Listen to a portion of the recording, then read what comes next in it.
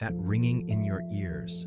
Could it be the last sound you hear before silence becomes unbearable? Or maybe the first sign that silence isn't empty at all, but full of truths you've been avoiding? What if the sound itself isn't the problem, but what it reveals? We've learned to fear discomfort, to mute anything that doesn't entertain, explain, or comfort us. But real awareness doesn't whisper through pleasure. It often screams through stillness. And sometimes, that scream takes the form of a single tone, a tone that says, slow down, pay attention, something is off. Not in your ear, in your life. The ringing could be your body's way of saying, I can't keep up with the pace you're forcing me into. Or your soul saying, you've ignored me for too long. Maybe the ringing begins when your mind wants silence, but your spirit needs a voice. Maybe it's the conflict between your outer life and your inner truth, vibrating in your head like a hidden alarm. Think about it. When does it appear? Not in the chaos, but in the quiet after, when your head hits the pillow, when the scrolling stops, when you're no longer distracted, when there's finally space.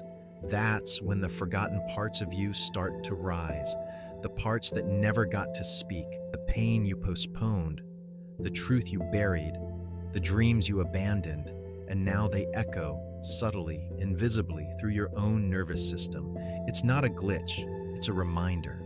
In many ways, the ringing is a mirror, not of the outside world, but of your inner frequency. And like any signal, it won't go away by ignoring it. It asks for attention, for presence. It asks you to tune in, not turn away. And here's the hard truth. Most of us don't want to listen, not because the sound is unbearable, but because we're afraid of what comes with it. We're afraid of silence, of facing ourselves, of finding out that our discomfort was never about the ringing, but about everything else it brings to the surface. But the ones who listen, really listen, they start to see the pattern. They learn that the body speaks in symptoms. The mind speaks in loops. But the soul speaks in stillness. And sometimes in ringing. You can choose to ignore it, call it random, treat it like an error. Or you can be brave enough to ask, what am I not hearing in my life? That question might lead you somewhere unexpected, somewhere sacred, somewhere only silence can reach. And maybe, just maybe, what you thought was a problem was a calling. So the next time it comes, the sound, the ringing, the strange echo within, don't rush to cover it up. Don't run back into the noise. Let it speak.